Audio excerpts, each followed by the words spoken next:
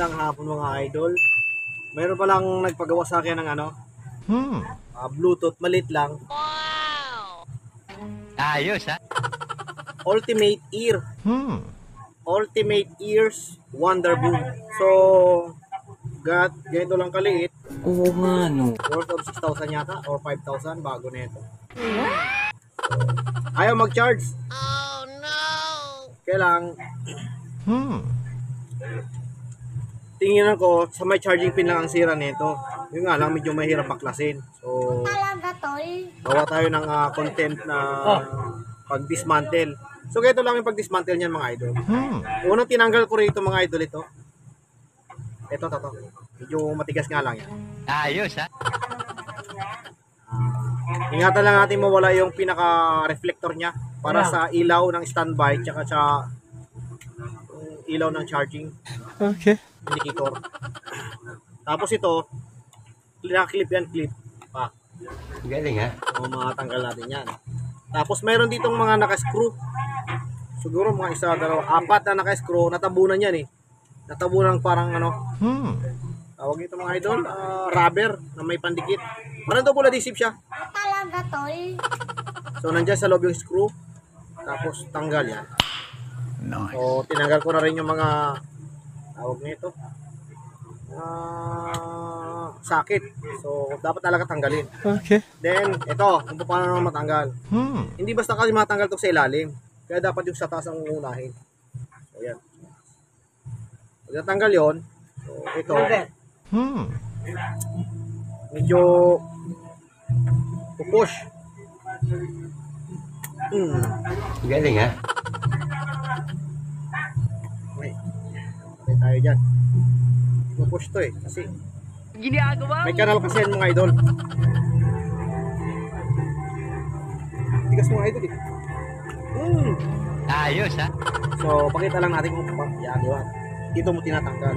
So ito naka-screw pa to mga idol. So naka-screw pa yan. Tapos ang isusunod natin itong mga apat na screw sa speaker. Pag natanggal yung apat na screw, nakatabuno kasi yung screw sa ilalim. Talaga to eh. So pinapakita lang natin kung paano mag-dismantle. Pag natanggal yung speaker,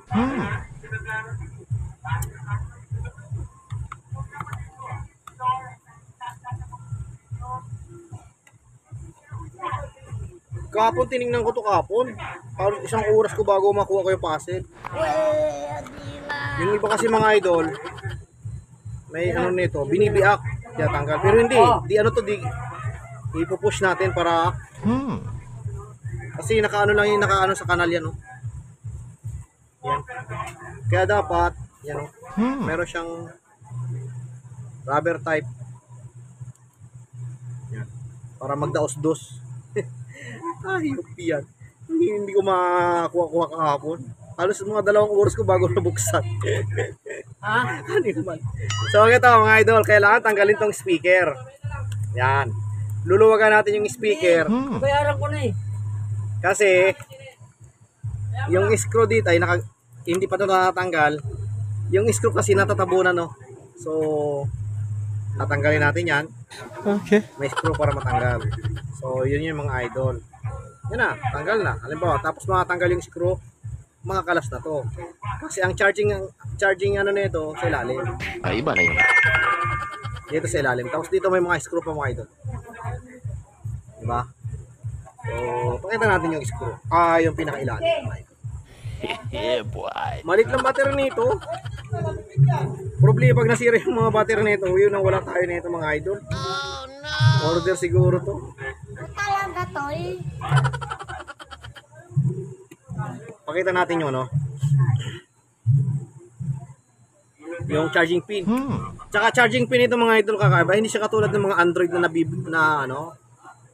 nabibili sa Quiapo na charging pin. Ayop yan. Ang hirap hanapan. Buti mayroon akong luma. May nakuha na ako, nilipit ko. So charging pin lang to mga idol, sira. Okay. Yan. So tanggal yan. Then ito matatanggal na. Yung babae kaya pumunta. Yung asawa yata. Awan ko. Napagod siguro daw. Bagong kasal eh. Yan. So kakaiba yung charging pin niya mga idol. Oo nga, no. Ngiti mo.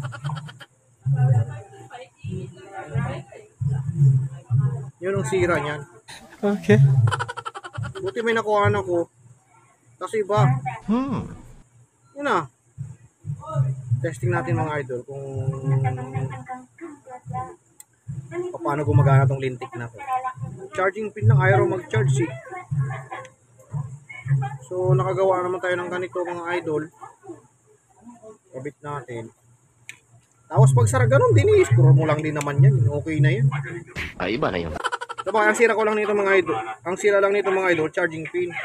Nga pala ito, pag tinanggal to, nakadikit to. Nakadikit lang yan, double adhesive. Okay. So, sara muna natin. Yeah, boy. Mahirap tanggalin kasi akala ko una dito.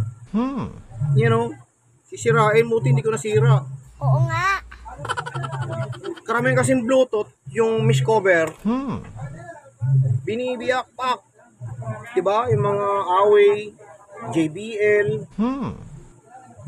Yung bus parang may may ditulak eh. Kaya hindi natin na yan eh. Basta yung mga JBL yan, siya ka bang ordinary ganun, binibiyak eh. Okay. Ito naka ay, kita. Naka-fix yan. So ito yung dadaos-dos doon sa gilid. Sa kanal yan oh. Okay. Kaya mahirap buksan. Buti pong medyo malambot siya eh. Pag Talaga to eh. parang dumadaos-dos pag ganon. So push natin, yun. Natanggal. Yun pala pagtanggal nitong lintik na to. So pagka hindi natin kabisado, nangangapa tayo mga idol. So yun lang yan mga idol. Tapos ibabalik natin, then testing natin mamaya. Wait lang mga idol. Testing lang natin. Isasara ko lang. Kasi ginawa ko na to eh, yung charging charging pin, inayos ko eh. Ayaw mag-charge. So paganahin natin muna. I-fix natin tapos testing. Yun lang naman yun eh. 20 minutes later. Yung karugtong pala ng video mga idol. Nakalimutan ko videohan. Kasi may dumating tayong bisita mga idol eh. Ay, iba na yun. Aniragbian. So ito na yun. Ito yung tinatanggal una. Ito tsaka ito puti. Tapos i-push natin para matanggal to. So ito na yun. Nilagyan ko na ng rugby kasi wala nang double adhesive kasi na manipis eh. Okay. So nilagyan ko na ng rugby para kumapit. Boy!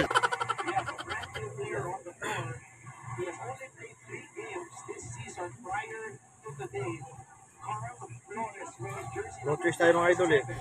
Yeah, boy. So ito na yun mga idol oh. Diba? Ayaw mag-ilaw, ayaw mag-charge nito. So testing natin sa charger. Yun ang sira yan mga idol. Okay. So sira yung charging pin. Paano kasi mga idol, minsan busal sa yung hirap na nga ipasok tong pinipilit pa. Oo nga. So, Ginagawa mo.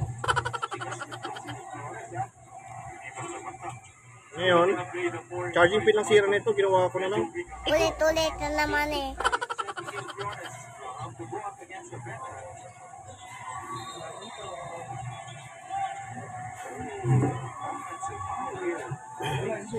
Yeah, boy.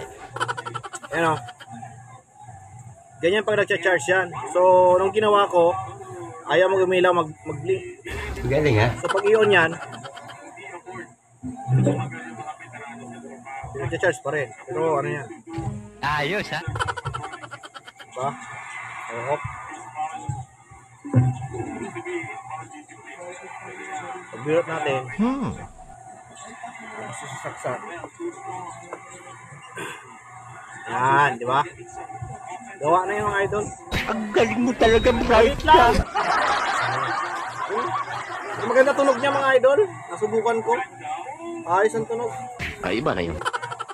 So, nakagawa tayo ng ganitong model. Next video na lang mga idol.